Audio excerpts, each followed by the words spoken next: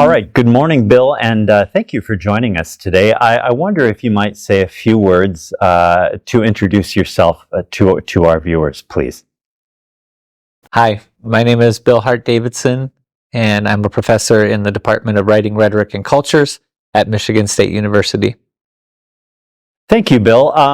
So I wonder maybe if you could say a few words, generally speaking, about what is AI and how does it work, please? Yeah, so the version of AI that most people are talking about today is influenced by the release of a class of technologies in 2022 and 2023 that we now call generative AI.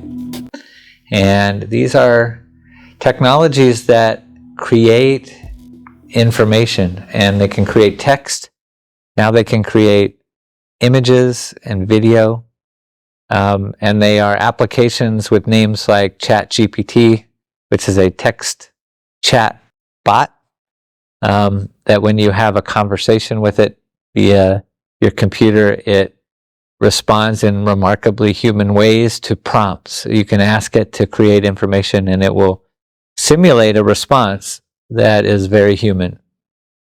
Similarly, you can ask in text for some of the information to come back in visual form, and that's a bit of a remarkable thing. You can say, give me a picture of a bicycle, purple, from 1977, a Schwinn Stingray, and it will produce a remarkable facsimile of what that looks like. And in that regard, we call that a multimodal response. You ask in text and it gives you a picture back. We are not yet where we are today in October 2023. We don't yet see what we call an anything-to-anything Gen AI, but those are on the horizon. What I mean by that is you can give it any information in the prompt, text, video, image, still image, and get anything back. But we do have text in, anything back as of today. And so that's the version of AI that I think is in everybody's popular understanding today. A more technical definition would be both more nuanced and less inclined to use the words artificial intelligence, honestly. And for those of us in writing studies who have been doing work that might go under the heading of AI, we have actually used other words for this almost exclusively up to this point, in part because we wanted to be a little bit more precise about what we were doing. So you might have seen folks talking about the analytic side of artificial intelligence, the ability for the computer to help humans find patterns in very, very large collections of data. So we were talking about big data since, I don't know, maybe since 2012, 2015, the ability to aggregate and sort through patterns of data at that scale really takes a lot of computational power and is beyond the capability of most human lifetimes to do. But there's some benefit to it. We have also talked about machine learning. In the work that I have done up to this point, my own research that has maybe fallen under the category of AI, it has mostly been in the machine learning category. And there what we're doing is we're training a model of something, which is an algorithm, using a data set that we typically have some processing that has human input on. And after that training, it can perform a classifying task that is similar to what humans do. So if you give it an example, you've all seen, perhaps people are familiar with this, and they've assisted in these training exercises when they complete a CAPTCHA to get into a website. It'll say something like, click on all the pictures of an image that have a car in them or a picket fence in them. Part of what you're doing there is you're creating a human curated data set so that down the line, a machine learning algorithm can distinguish between photos that have those objects in them and that objects that don't, using that text identifier, that text label of car, and associating it with a pattern of pixels that correspond with a car. So that's the kind of influence and, I guess, longer exposure to AI technologies that people might have had before this. Thank you. So, Bill, I was very curious because, of course, I've read a little bit about this too, AI, to try to keep up. Where do you think the fears and the anxiety and the apprehension about generative AI might come from? Not just among the general populace, but of course also within our own academia. What are your thoughts, please?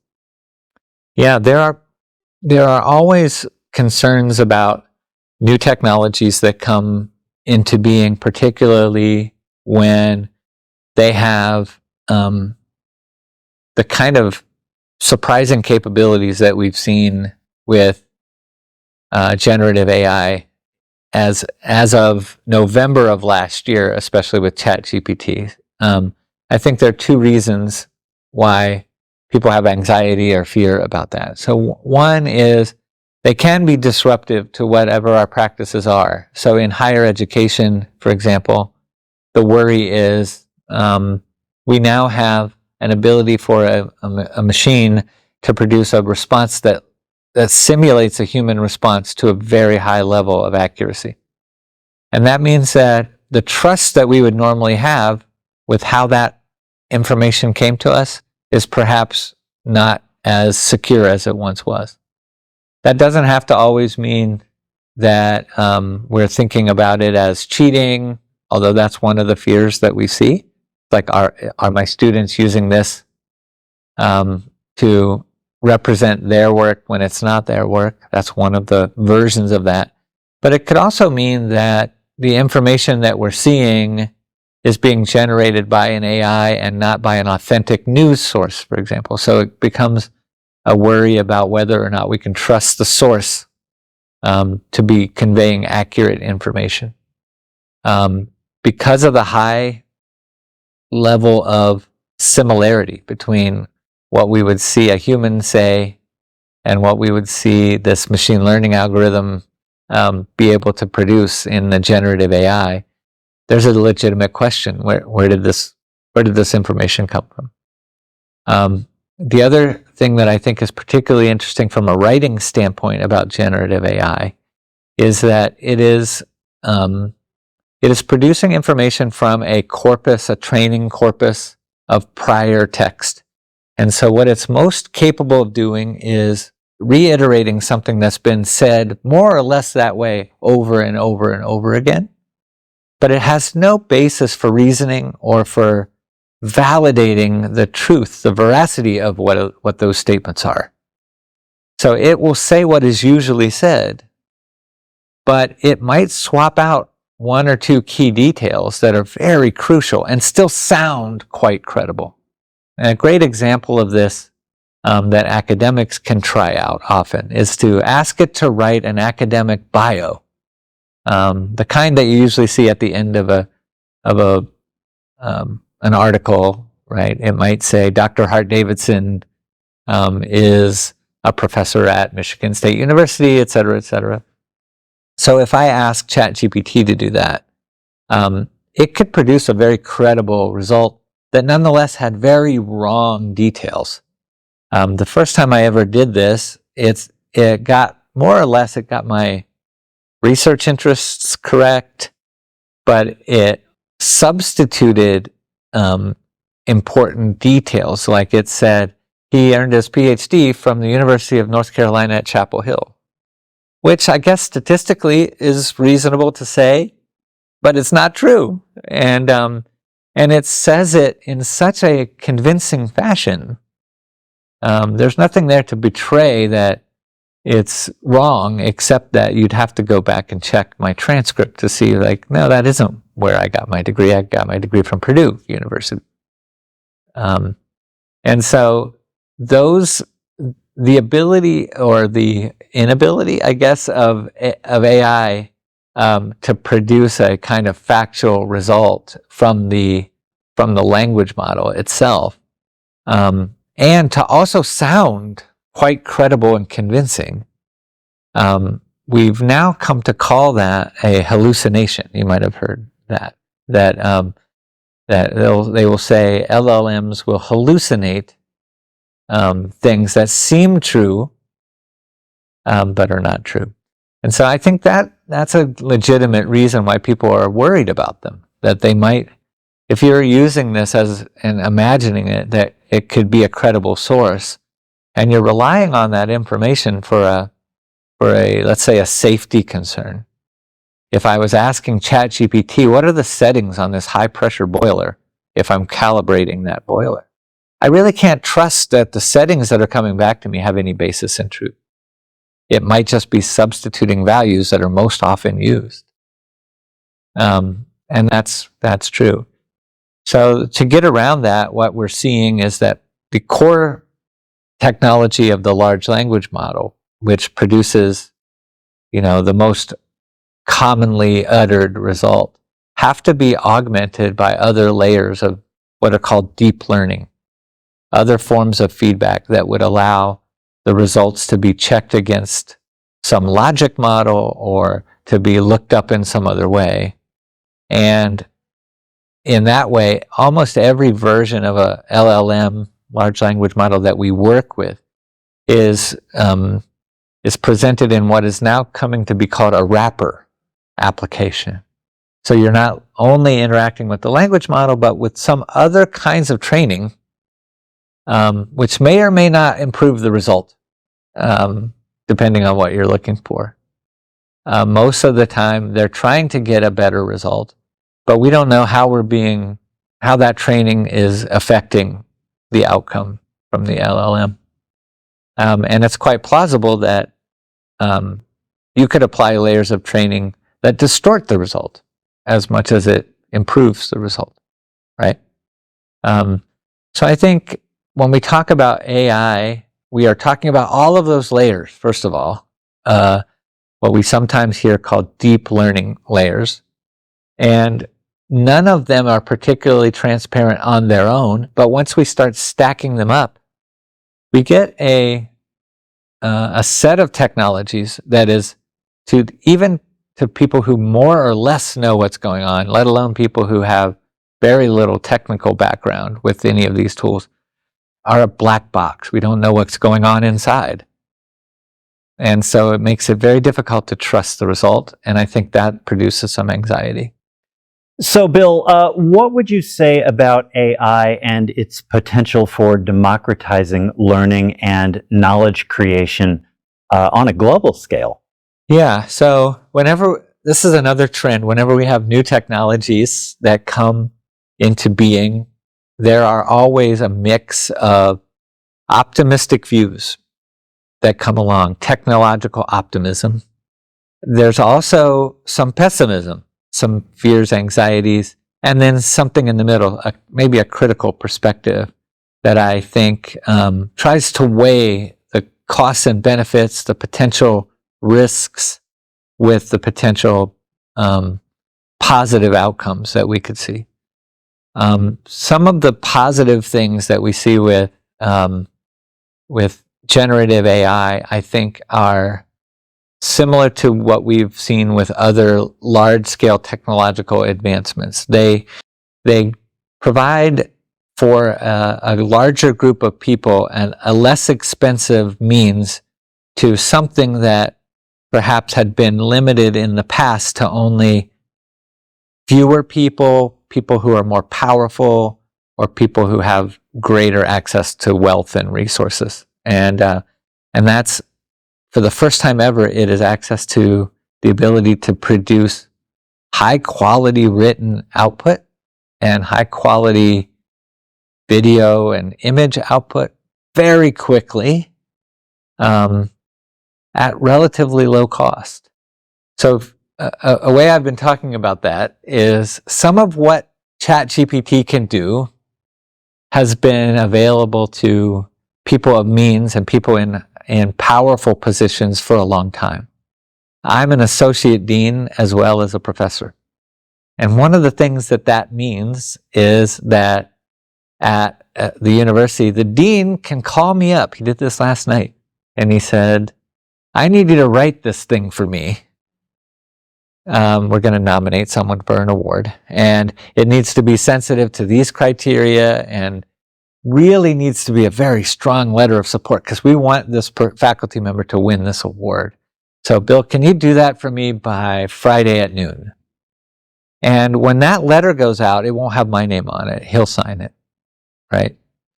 But I'm going to be the one doing it for him. Now he can do that because that's his job and that's my job, right? But now it's just as likely that you or anyone else can ask ChatGPT to do the same thing. They all have a ghostwriter now. And that ghostwriter, even if they can't get to a perfect result on the first draft, they can get pretty far. Get pretty far doing something that maybe they have never seen before, a genre of text that they've never seen, or a type of image output that they would otherwise have to pay someone who's highly talented to do. Give me a logo for this, something like that. And they can get a pretty good result. Cheap, quick, and with very relatively low barriers to entry. And that all happened relatively fast. If we were talking about this 2 or 3 years ago, we didn't have the same kind of capability. So Bill, what is AI teaching us? In other words, how is AI influencing teaching and learning? Yeah, one of the places where generative AI has had a big impact right at the beginning.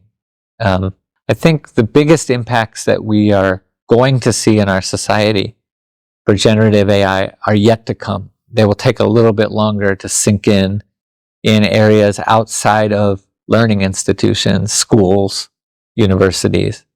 But learning institutions and schools have seen an immediate impact for one big reason, and that is because we use writing in at least 2 ways as a routine part of our work that the generative AI has a enormous capacity to disrupt. And one is that we use writing as a form of practice for learning.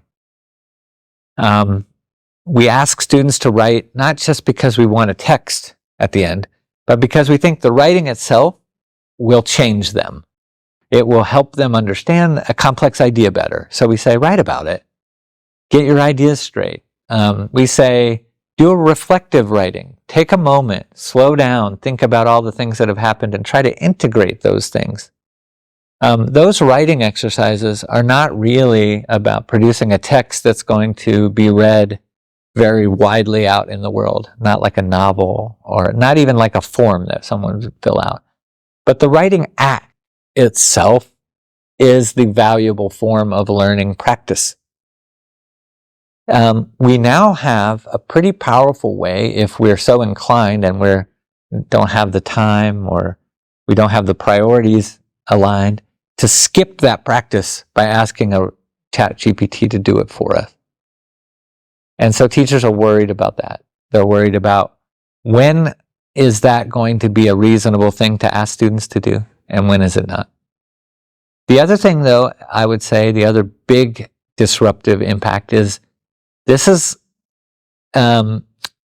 the integration of generative AI tools into the creation process, whether we're talking about artists using it for images or we're talking about writers using it to create text, is also likely part of our students' future now. All of a sudden, and without any warning, I think it's a legitimate thing to expect that as our students make their way into their further careers, they will need to at least understand how to do that, when to do it, how to do it well, how to get a good result, how to see if someone else is doing it, and they need to think more critically about it, all that stuff. It's a part of our writing process today, whether we ask for it or not. And because teachers are concerned about preparing students for their future as writers, as literate citizens out in the world, we now have a new variable that we didn't have a year ago. Today, we were right on the verge of it, but we didn't know it was coming 1 year ago today. And today we have to be more in the business of helping students prepare for that. So I think those are the two biggest changes that we've seen in education, is preparing our students for what comes next, and also retaining the value of writing as an activity itself, as a learning activity itself. I would mention a third, which is, ironically, it's more important to our colleagues who are not in writing studies, who are not teachers of writing, but who use writing to learn in an endeavor to teach other subjects, whether those are in the sciences, in business, or in economics, wherever they might be. And that is where we have used writing as a means of assessment. There is immediate pressure because if you ask the computer to write something, particularly in a well-established genre like a description or a definition, it will do that task really, really well. So you can no longer use that writing as a reliable indicator of what students know. Now, I say that that's not as much a concern in writing studies because for a long time in our discipline, we have known that what students write is not a clear window pane on what they're thinking. It is a reflection of what they've practiced in the past, as well as what they know. And one is just as important as the other. And so we've been beating this drum for a long time. Process, process, process. And please don't just use writing as a means to assess knowing, because you're going to put some students at a disadvantage for whom English is not their native language, for example, or who speak a different dialect of English at home, or who simply haven't had as much experience with that particular kind of writing, that register, that genre, as other students may have. Those things are going to impact the result as well. So we are I think in a good way, folks who teach writing for a living are prepared for this moment, perhaps more, and are more flexible in meeting the arrival of a new, let's say, compositional technology in our midst than some of our colleagues across the campus are. Yeah, I was wondering if you could say a little bit about how AI is affecting language more globally. Yeah, this is a great question. I've been thinking about this from a research point of view for a long time now. And the work that we've done in machine learning has been in the service of developing a kind of theory of how we are understood, how we make ourselves understood over time in written discourse, if we think about that discourse as a kind of conversation. So perhaps you can see this most literally in conversations that occur online in an internet discussion board or in a comment section where there's literally people taking turns. But we can expand that out. If you think about scientific publishing, we can imagine a scientific topic and the publications that happen in journals as a kind of extended conversation among those scholars over time. And what we know changes over time. And these journal articles are sort of moments in a conversation, right? So if we look back 50 years ago and we're studying virology and immunology, we can sort of understand what we've come to know as a species in humans about that topic by looking at everything that's been published since. And each topic or each article is a kind of moment in that conversation. How do we make ourselves continually understood in that kind of a flow of conversation in writing? And we, I say we, my colleague Ryan Omizo primarily, and a few other folks who have collaborated with us over the years, have been working on a theory about this. that helps to explain why humans understand each other, but also why we can train an AI model, a machine learning classifier, to understand and find these patterns. And we call them genre signals. So the idea here is that wherever there are stable conventions for making yourself understood in language, we're going to see patterns of repetition of those signals that are associated with the genre. And if we pick one of those genres, let's say science, there are going to be particular signals that matter a lot.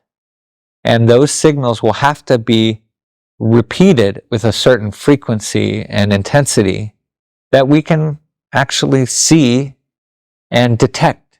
We may not always be consciously monitoring them as people, but a good example of that is a project that we worked on that became a product out of the Wide Research Center, starting all the way back in 2013. We initially began working on this, and it resulted in a project that folks can use out on the web today called the Hedge-O-Matic. And this is that's a funny name for a piece of software that is a trained computer model. You can put a passage in it, it will break up each sentence, and it will tell you if that sentence has a hedge in it. And a hedge is a particular kind of move in science writing that's really important, where you shift the strength of your claim to match the strength of your evidence. If your evidence is not very strong, you hedge more. If your evidence is very strong, you hedge less. If you aren't doing that move, you are not doing science, right? So if I'm talking about the same topic, let's say science, climate change, if I'm not hedging at all, I'm not doing science. I'm doing something else. I'm doing politics, I'm doing policy, I'm doing advocacy. In order to be recognized as having that kind of character, you have to send that genre signal, right? So I say all that because I think that part of what we are seeing when we're looking at the way a model like the large language models produced by ChatGPT, GPT-4, and on, the other language models have different names from the different companies, but they all work similarly. They transform the words that are in the corpus into a big graph, a big mathematical object. And that mathematical object can be analyzed and studied to find these sort of recurring patterns. And you can model them in different ways. When we created the Hedge-O-Matic, we saw that it was valuable to model them as waveform, as recurring frequencies. That way you could see, are they hedging or not? Are they hedging with the expected frequency of other scientific pieces? Because if they are, then you could probably guess that that waveform is science, right? So in that way, we help to solve, I think, what was then a thorny problem, which is if you're looking at an internet conversation, famously a dumpster fire, you could, without reading all the words, running it through the classifier, know if that thread is a scientific conversation or something else. Does that make sense? So I think that we will see an acceleration now of an ability to produce those kinds of formulaic responses. That's part of what we're seeing already from GPT-3. When you ask it, and 4, when you ask it to respond to you in the form of a prompt, it's sending the loudest version of those genre signals. The ones that we recognize, like, oh, that's what that is. I said a recipe, and it gave me ingredients, it gave me instructions, because those are super loud signals attached to the word recipe. So when we are looking for similar signals in other genres, what GPT is able to do is pick up those very loud ones. And that's why it does such a good job of, at least on its face, of reproducing what we think of as a letter or I mentioned a recipe already, or a sonnet, because it's tuning in the same things that we tune in as humans and that have been uttered over and over and over again and are present in the training set. Here's what I think is unprecedented about this. Those conventions, if you think about those as solidifying over time, and we can see this in something like the evolution of the scientific article. The structure of the scientific article as we know it today, we can refer to by an acronym in the rhetoric of science we call IMRAD. And that just stands for Introduction and Methods and Results and Analysis and Discussion, right? IMRAD. That structure only solidified in the middle to late middle of the last century. Prior to that, if you go all the way back to the beginning of the last century, 1900s, we were still doing science, but we were not publishing in that very reliable structure. We were publishing in a lot of different chaotic forms that made finding out the results and finding out the methods unreliable. It was harder to see them and zero in on them. By the end of the last century, 100% of scientific knowledge is reported during that IMRAD structure, right? That stabilization occurred not on accident. It occurred by a slowly built and then later in the century kind of solidified consensus of all the academic publishers. They got together at one point, the medical journals in particular, and said, okay, we're not going to do this other format anymore. We're just going to use this. Or do we all agree? Before that, it had slowly built, right? More and more people were using it. They're like, this is useful. I'm going to do it. It makes my job easier. It makes reading easier. And so over time, and with a more or less traceable and visible group of people making the choices, we solidified those genre conventions. But it was a human endeavor. It was messy. People could go to meetings and argue about it. There are things published about the standards themselves.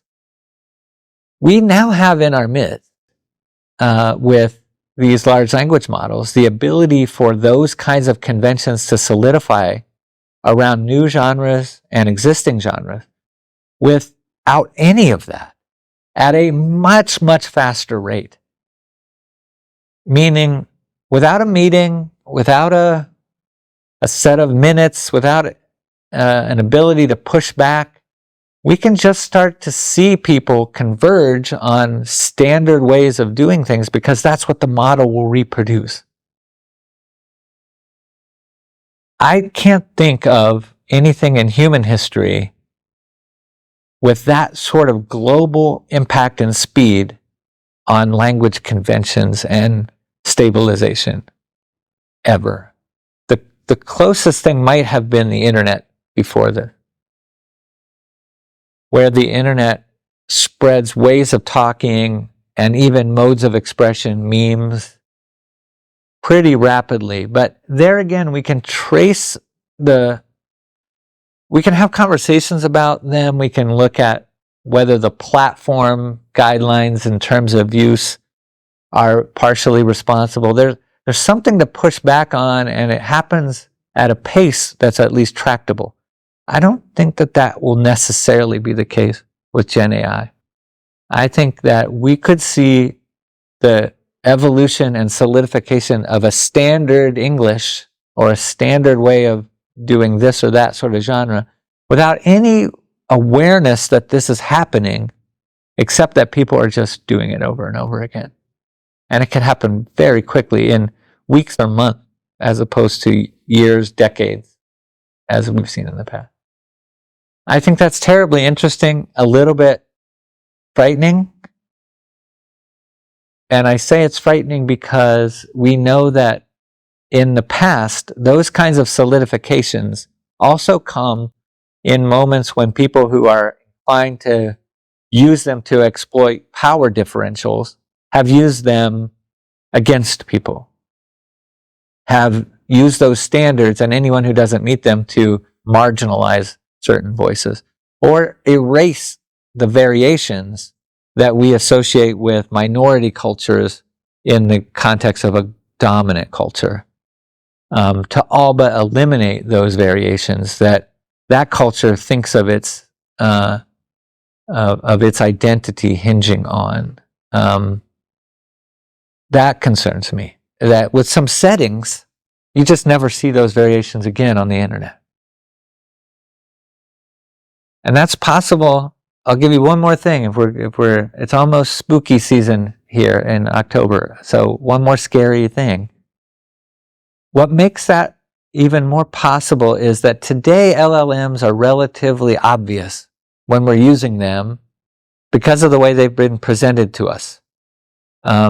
They have been in demo mode. Look at what this can do. They don't have to be that way, and they probably won't be that way very much longer. These LLMs will be embedded in things, and we might not even know they're there. So you write your email, you send it. What if the LLM scrubs it en route to eliminate those variations? And so the person who receives that message might get something that's been processed after you composed it to remove whatever the dominant power who could put that in place doesn't want it to be in there. I think that if we're not already seeing that in the context of oppressive regimes, we will soon be able to uncover evidence that that's what's happening. So those things keep me up at night. We have maybe the most powerful agent for linguistic homogenization that I've ever seen in terms of speed and scope available to the whole planet, but more available to people with means than people with less means. And that makes me nervous. So finally, what would you say about AI's influence on writing and writing technology in general? There are both positive and negatives for that too. I think that what we will soon see, most people's writing process will look quite different. Their first draft stage will just be a prompt. And the human part of writing that they do, and I say most people, I mean folks who don't think of themselves as writers, but who write as part of what they do every day. The human contribution to the writing process will begin at revision. You'll prompt, you'll get a draft, you'll tweak it, it'll be good enough, you'll send it. You might make a few changes here or there.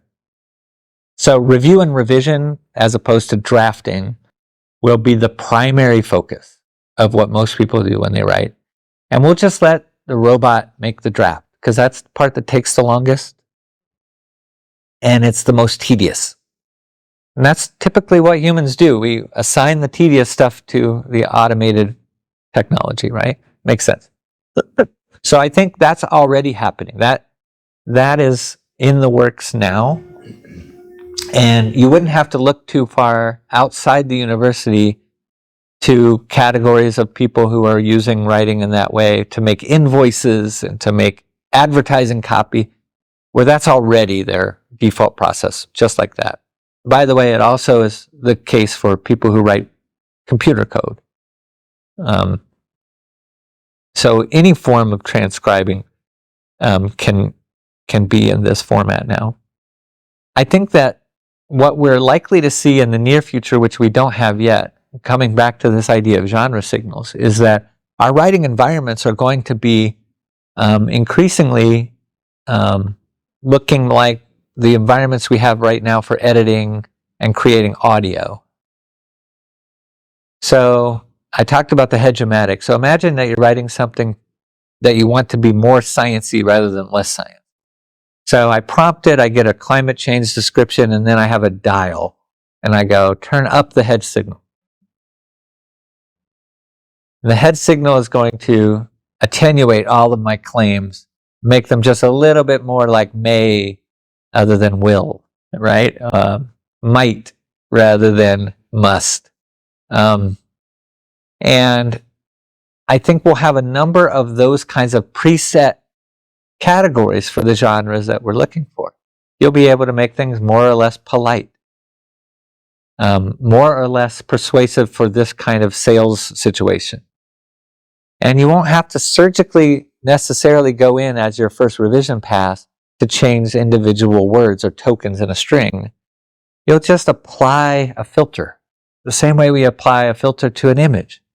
And all of a sudden we can make that image feel nostalgic. We'll have filters for text that do the same thing. These are more or less possible now, but the way of doing that is very convoluted through the prompt construction. So I think that we will see our writing tools evolve to make that much easier, where it will literally be sliders like an equalizer. We'll be processing the signal with similar kinds of signal processing tools that we can use to make music. I also think that that will create a lot of the same problem we have in music. A lot of auto-tuned, boring things that are not worth listening to or not worth reading. And we're going to have a period of time where that's going to be so cheap and easy to do that we'll be awash in mediocre writing. And it's not going to be all that great. It's going to be one of those sort of technological advancements that looks cool and sounds like it's good, and then it's going to be like, oh, but it made all this terrible stuff. What happens after that, I don't know, but I think that we'll adapt to it. We'll develop a higher standard. We'll get really good pretty quickly at applying what I call a discount to anything that isn't human touched. So I think we'll have something like a craft movement back to writing. We'll have the farmer's market version of writing, local, organic, and we'll pay a premium for that in terms of our attention. And we'll apply a discount to anything that isn't those things in terms of our attention.